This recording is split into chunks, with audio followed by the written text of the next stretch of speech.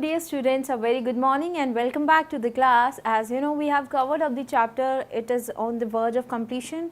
This is the last lecture, you can say. Here we are going to do the question answer session from the chapter electromagnetic waves.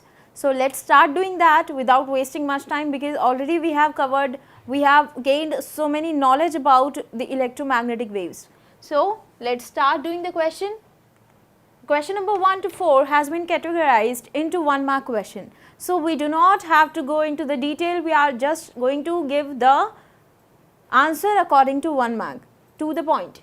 So the charging current for a capacitor is 0.25 ampere.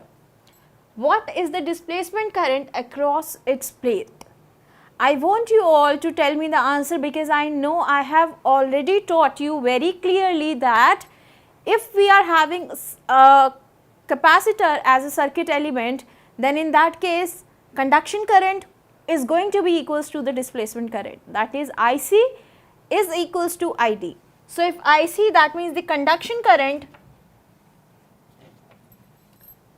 IC is 0.25 ampere, and we know the conduction current is equals to the displacement current, IC equals to ID.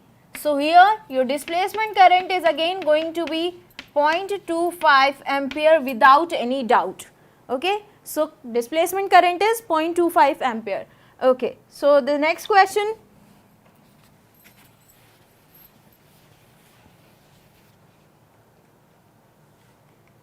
Arrange the following electromagnetic waves in order of increasing frequency.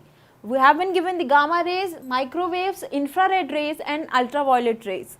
In the previous lecture, I told you a short trick to remember which will be having the higher frequency and the corresponding lower wavelength. So what was the trick? We are going to repeat that. I told you that Rummy, let me write in capitals, Rummy works good, or you can write it as Rummy works good. Here your R, A, M, I and corresponding terms are representing some particular wave or ray. So this is radio ray, this is nothing, just MI. Here Rummy is corresponding to RMI. After radio we are having microwaves and then infrared waves and then visible, UV, X-ray and then the gamma ray. So see, these are the mnemonics that you have to learn. I told you a trick, Rummy works good. So RMI, Rummy works, VUX works, G stands for gamma rays, that is good. Okay, now I told you that the frequency will be increasing from left to right, whereas your wavelength will be increasing from right to left. So this is wavelength and this is frequency. Now go back to the question and just see what they are asking. Arrange the following electromagnetic waves in order of increasing frequency. So firstly we are going to write the one which will be having the least frequency, then another one, then another one. So one will be having the least frequency will be, see the frequency is increasing like this. So first of all the radio wave, is it available? No. After that we are having the microwave, is it available? Yes.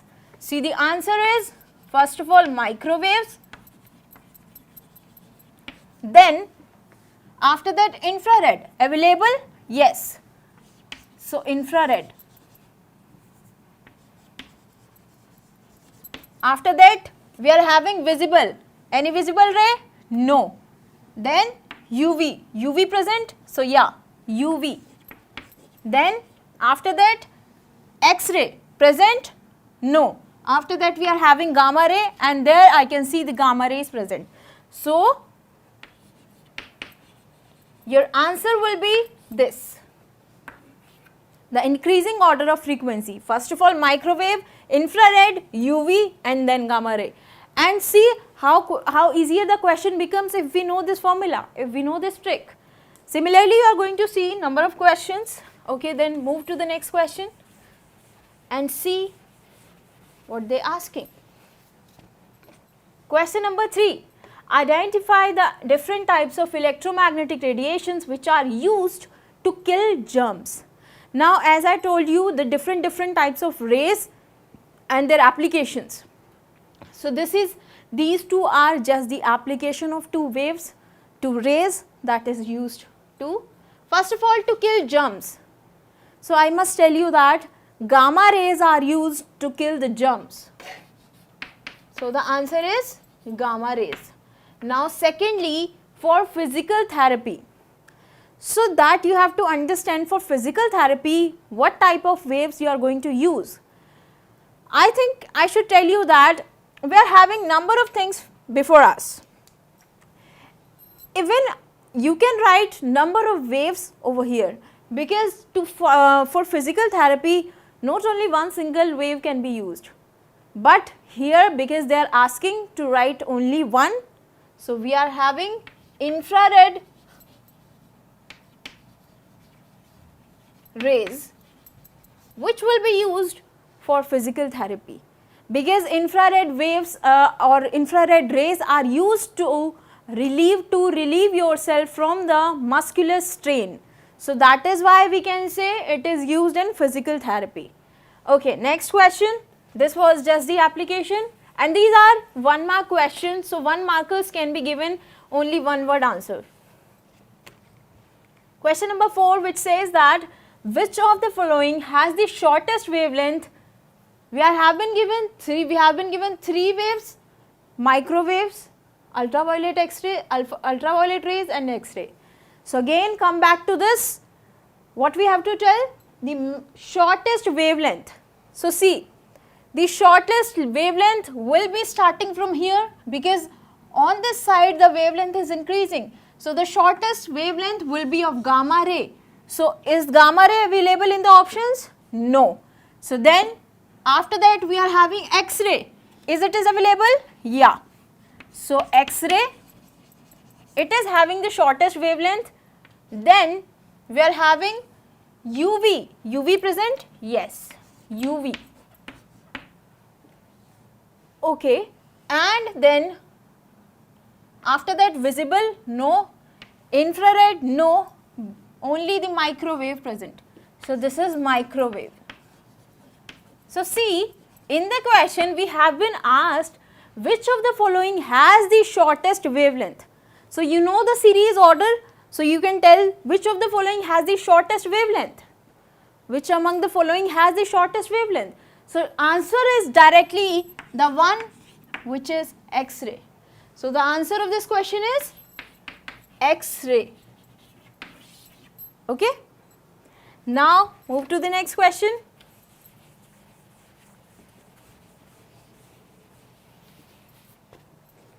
Question number 5. Okay, so now question number 5 to 7 are the 2 mark question, which says that how does the oscillating charge produce electromagnetic waves? So, this is a theoretical question that you have to understand. I am going to write it for you. I remember I told you that how do the electromagnetic waves are originating. I told you that EM waves are originating from the accelerated, or you can say oscillating charges. So, we can say oscillating charges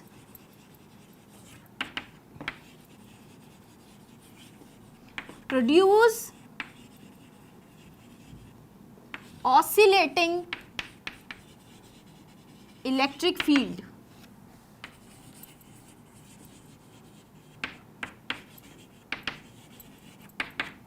And then this oscillating electric field will cause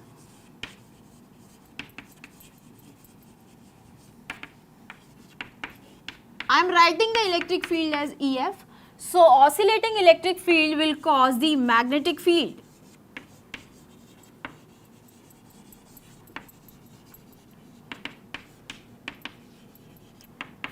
Now since the magnetic field is present, your magnetic field will cause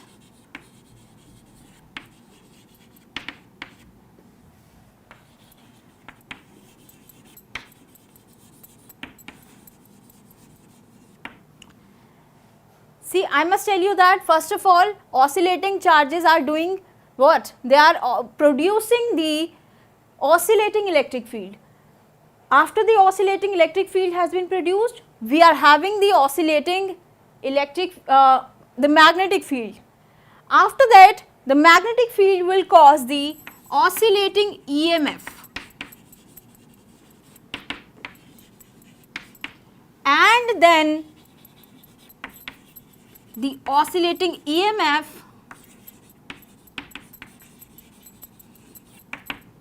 will cause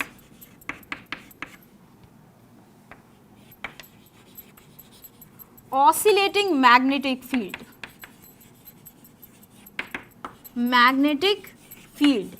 and so on. So this is how, if this process will go on, this is how the EM waves are being produced. So in the question we were having, how does oscillating charge produce electromagnetic wave? So this is the process. First of all, it was oscillating charge.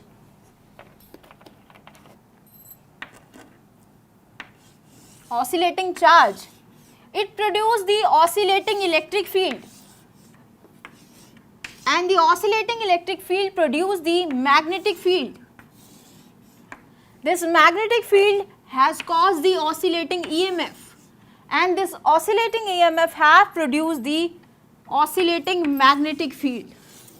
This is how we can say that EM waves are being produced by this process. Okay? So the theoretical answer of this question is this that I have written on the board.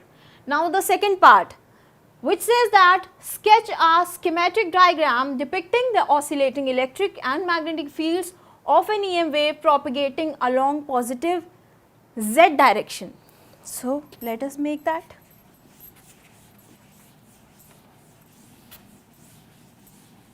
We know that the EM wave travels perpendicular to both magnetic and electric field.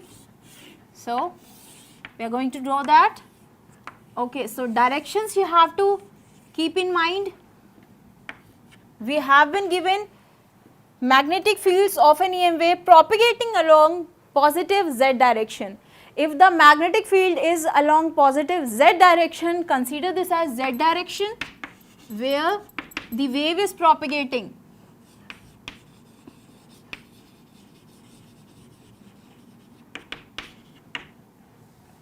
This is X, this is Y.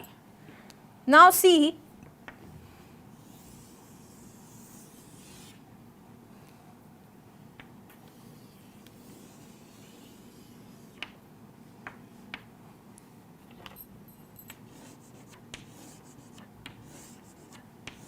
this I told you number of times in the class when I was taking lecture.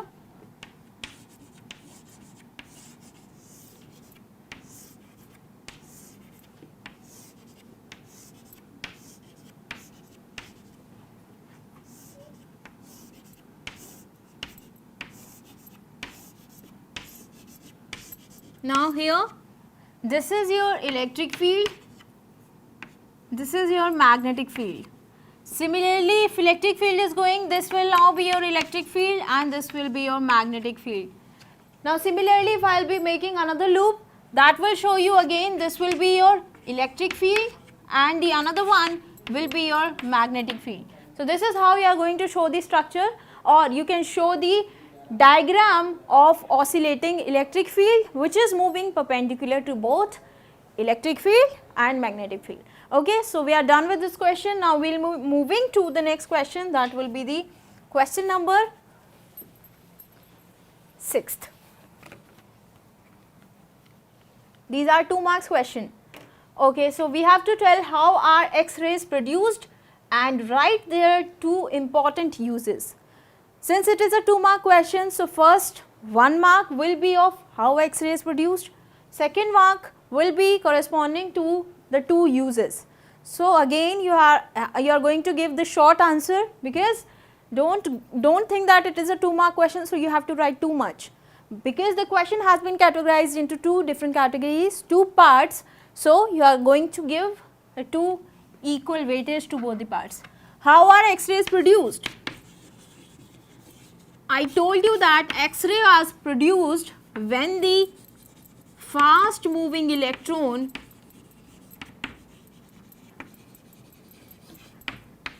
strikes the metal target surface.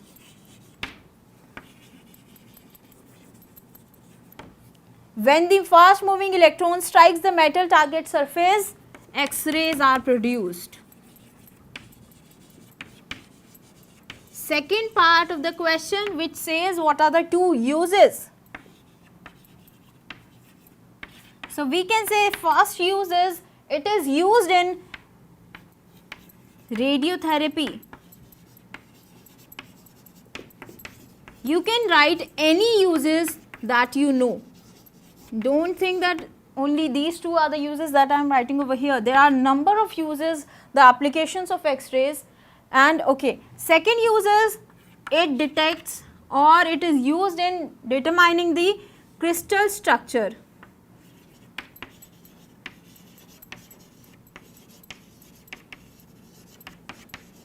Crystal structure.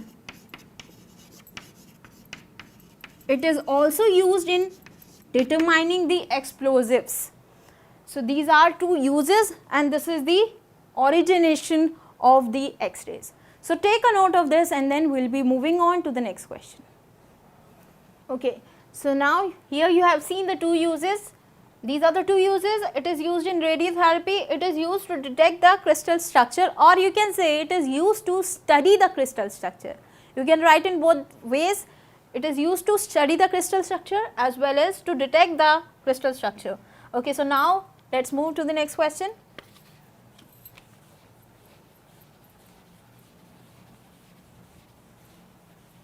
Question number 7 says, a capacitor of capacitance C is being charged by connecting it across a DC source along with an ammeter. Will the ammeter show a momentary deflection during the process of charging? If so, how would you explain this momentary deflection and the resulting continuity of current in the circuit? And write the expression for the current inside the capacitor. So we have read the question, and now we are ready to answer the question. So first of all, read only the first part till here. A capacitor of capacitance C is being charged by connecting it across a DC source along with an ammeter. Now the second line, will the ammeter show a momentary deflection during the process of charging? Till here. So the answer will be yes. It will show a deflection during charging.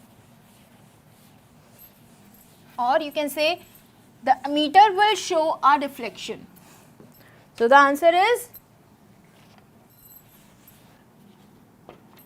yes, the ammeter will show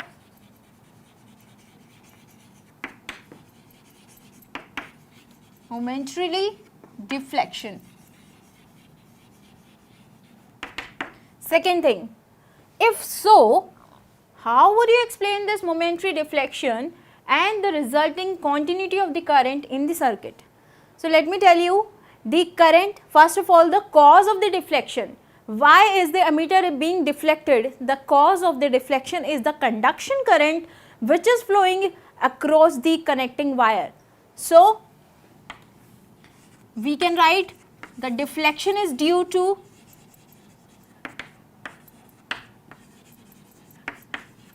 the conduction current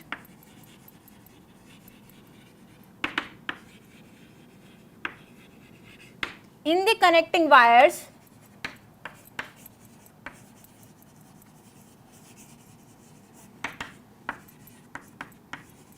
across the plates of capacitor.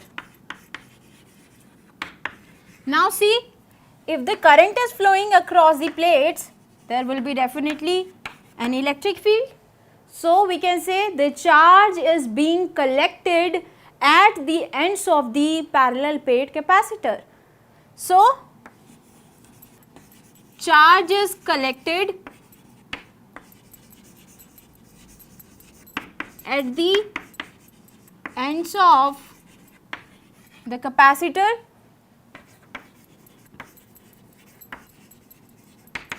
which cause the electric field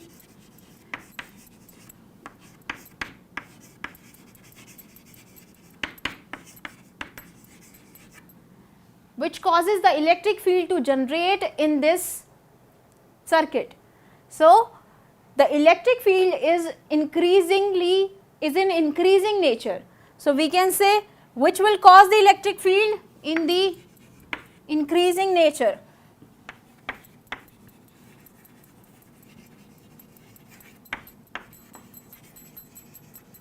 So, now since the electric field is present, there should be a deflection in the circuit in the ammeter. And now the second reason, because the electric field is present across, or you can say at the sides of the capacitor, so there will be a since this is the time varying electric field, there will definitely be a displacement current within the gap of the parallel plate capacitor. So, we can directly write this time varying electric field. I am writing the electric field as such. This time varying electric field will cause the displacement current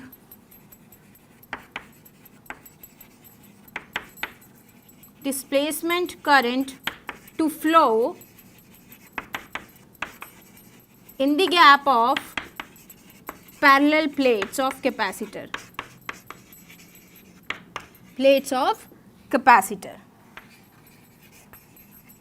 Okay. So, now we have been given the reason, we just have give the reason to the question, will the ammeter show a deflection? Yes. And what is the reason?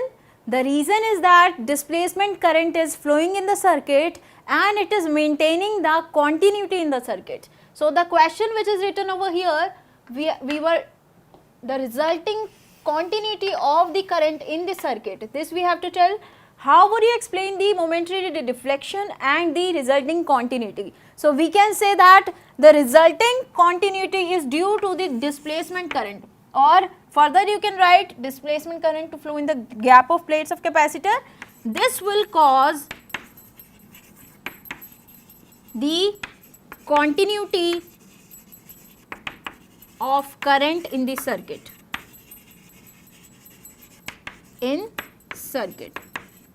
So, now we have given the answer of the question. Now, write the expression for the current inside the capacitor. They are talking about inside the capacitor. So, inside the capacitor, which kind of current is flowing? That is displacement current.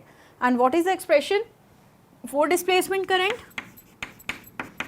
ID equals to epsilon naught d phi E upon dt. That means time varying electric field is causing the displacement current to flow. This is the expression. Okay. So, the question has been completed. We should move to the next question, question number 8.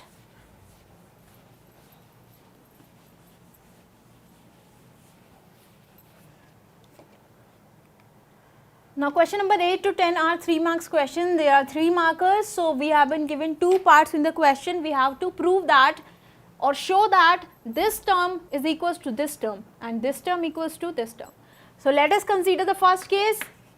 A equals to, the A part, E naught upon B naught under root mu naught epsilon naught equals to C square. So, we will be starting the question by doing the left hand side of the question. Left hand side is E naught upon B naught under root mu naught into epsilon naught. Now, see, we know that C equals to 1 upon under root mu naught epsilon naught. So, in place of mu naught epsilon naught, I can put the value as C. Further, one more thing that we know is E naught upon B naught equals to C.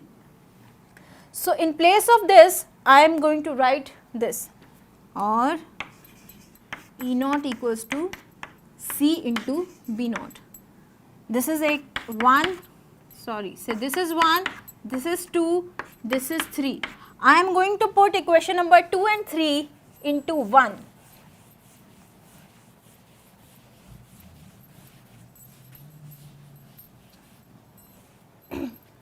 Putting 2 and 3 in 1. So what we are left with? We will be having left hand side equals to E naught. In place of E naught, you are going to write C into B naught divided by, now see, this 1 upon under root mu naught epsilon naught is nothing but C. So we are going to write C over here. Now see, this is C, B naught cancelled, and this is C is again going to be cancelled. So that means left hand side is not coming to right hand side, or that means directly we have attempted any mistake. So we are going to correct that mistake because we want the answer to be C square and not to be cancelled. Maybe we have put the value into wrong manner. So in place of B naught, we can put C upon E naught. So I can do one thing. In place of B naught, I am going to put now C upon E naught. What I am doing? In place of B naught, E naught upon C. So this is E naught, C will go upwards. Now since 1 upon mu epsilon naught is nothing but the total as C. So in place of 1 upon epsilon naught, I am going to write at C. So these two are cancelled, we are left with C square. That means left hand side is equals to C square, and again right hand side I can see is C square. So now we have proved, we have shown that left hand side is equals to right hand side. Okay. So you can check your mistake by own, if, because this is a question, this is the question where you have to show that this left hand side will become equals to right hand side. So if you are not getting the same answer, then you have to directly correlate that you have attempted any mistake in attempting such question. So you can check by own in such kind of question. Now second part, which says that n equals to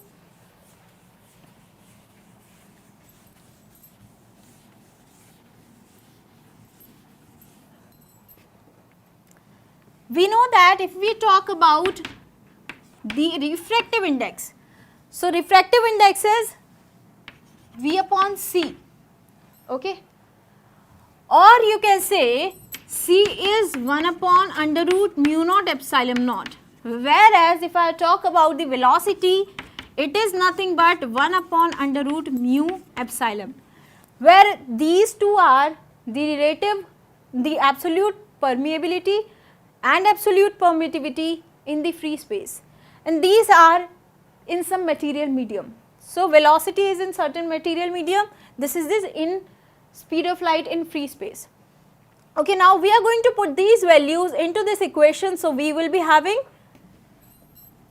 I did a wrong thing, this is C upon V. Now when you are going to put these two values, this is 1, 2, 3, putting 2 and 3 in 1, you will be having n equals to C, that means 1 upon under root mu naught epsilon naught multiplied by 1 upon mu e. So that is this. So you are left with 1 upon, or directly you can write it as like this. Now see, these mu naught upon mu naught and epsilon upon epsilon naught, these are nothing but the relative term. So mu upon mu naught is mu r, relative. Epsilon upon epsilon naught is epsilon r. So we can put this value. So we will be having n equals to mu r into epsilon r. So this is our left hand side and right hand side which we have proved and which we have been given in the question.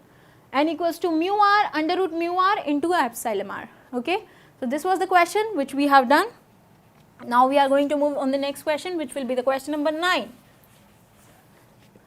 Question number 9 says, light from a lamp hanging from the ceiling of a room is falling on the billiard table of area 1.5 meter square. If the light energy falls on the table at a rate of 2 into 10 raised to the power 5 watt per meter square for 1 hour, then we have to find the radiation pressure on the table due to the falling light. In the previous lecture, I told you that what do we mean by the radiation pressure, and that is what we are going to find over here. So first of all, we have been given two things. Area has been given as 1.5 meter square. Rate of the light falling has been given as 2 into 10 raised to the power 5 watt per meter square. Second thing, time has been given as 1 hour. So if you are going to convert this into seconds, it will be 3600 seconds. We have to find out the radiation pressure. To find out the radiation pressure, we firstly have to find out the energy. So the total energy falling on the surface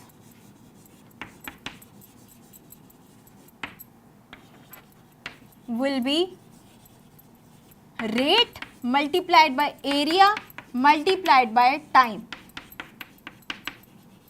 So multiply these three terms. Rate is 2 into 10 raised to the power 5, area is 1.5 and the time is 3600 seconds. So when you are going to multiply, you will be having 1.08 into 10 raised to the power 9 joule as your energy. This is your total energy. Okay, you found out the energy.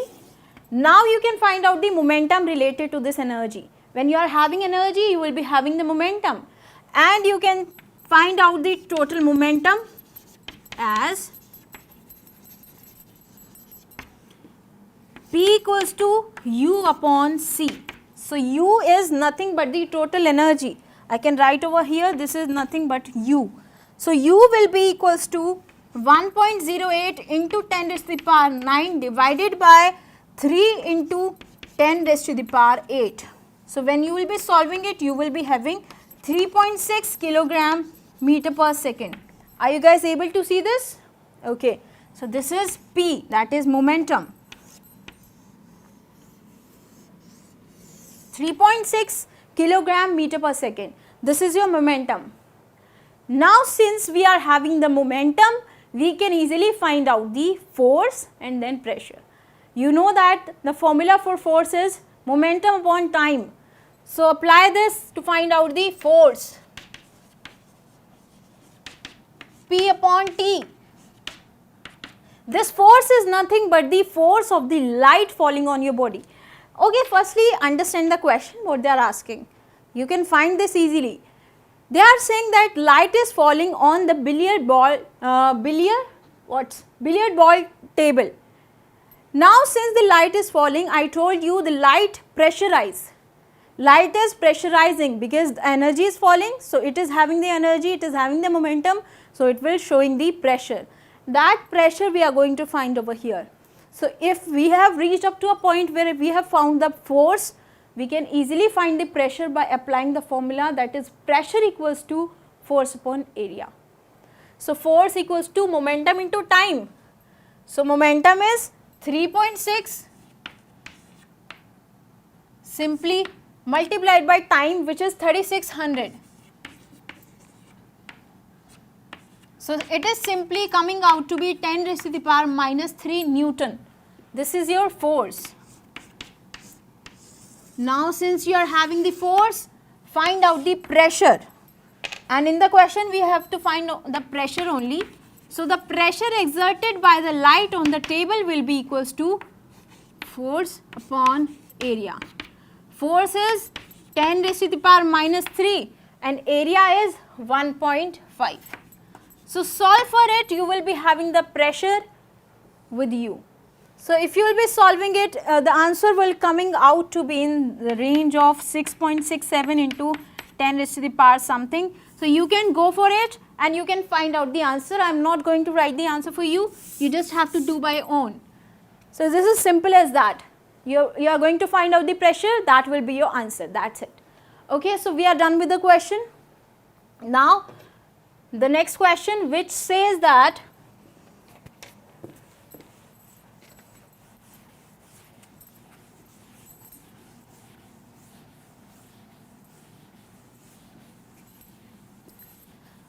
okay, let me tell you the answer so that you can do by your own and find out the answer and check it whether it was correct or not.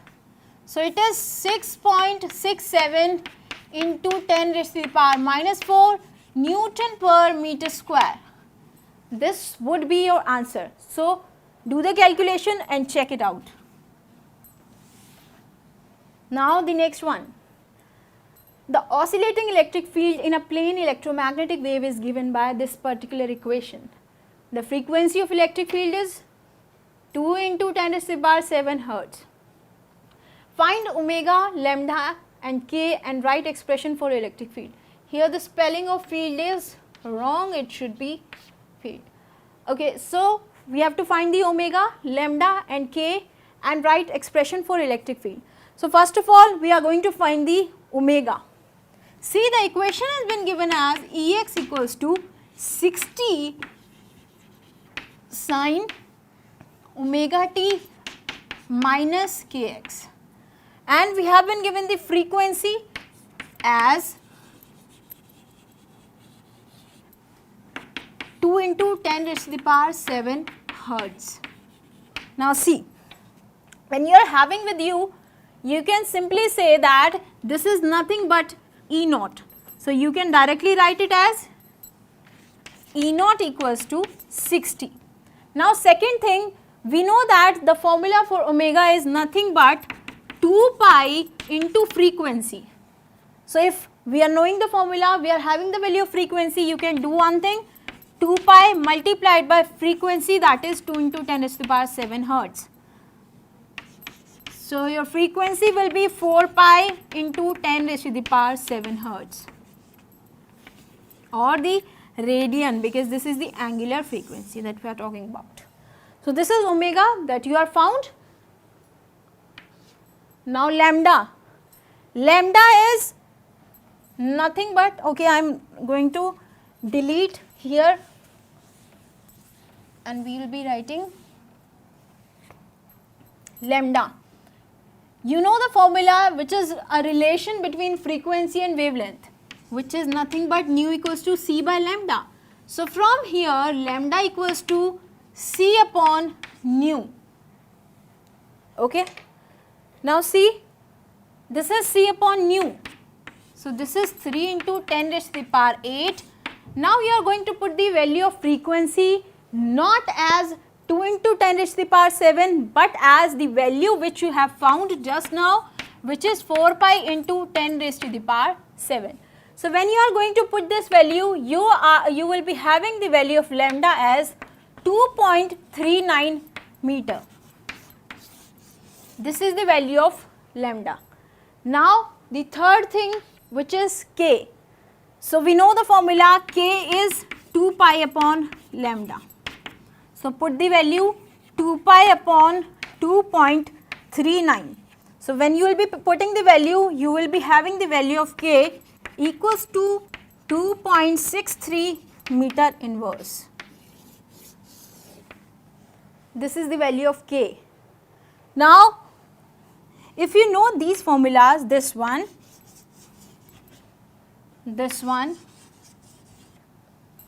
and the other one which we have used earlier, so the question will become very much easier for you. So we have found all these three things. Now write the expression for electric field. You can easily write the expression because now your Ex omega was found out to be 4 pi into 10 raised to the power 7. Lambda is this, k is this. So now your final expression will be Ex equals to E naught, which is 60, that has been given. Now sine omega t, so 4 pi into 10 raised to the power 7 t minus kx, k is 2.63 into x. This is the final expression for the electric field. Now the B part says we have to find B naught and we have to write the expression for magnetic field. So this is again an easier part to find the B naught. See, we know that E naught upon B naught is a constant value which is equals to C. We have to find the value of B naught. In the question we have been given the value of E naught, which is 60. So E naught is equals to 60, which is given. So from here B naught equals to E naught upon C. So 60 upon 3 into 10 raised to the power 8. So your B naught will come out to be 2 into 10 raised to the power minus 7 Tesla. This is the value of B naught. Now we have to write the expression for magnetic field also. See, this was the expression for electric field. Now for magnetic field you are having B naught as 2 into 10 raised to the power minus 7. Rest of the terms will remain same, 4 pi into 10 raised to the power 7 t minus 2.63 x. Okay. Now see, we have found the B part also, we are done with this. The C part says that predict the direction of propagation of electromagnetic wave. I told you that direction of propagation of wave is perpendicular to both the electric field and magnetic field. So if electric field is in x direction, magnetic field is in y direction, definitely propagation of wave will be in z direction.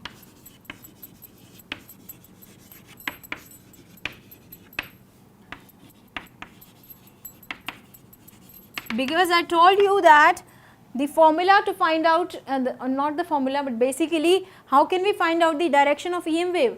It is E cross B, and when you are going to do E cross B, that will be a z vector.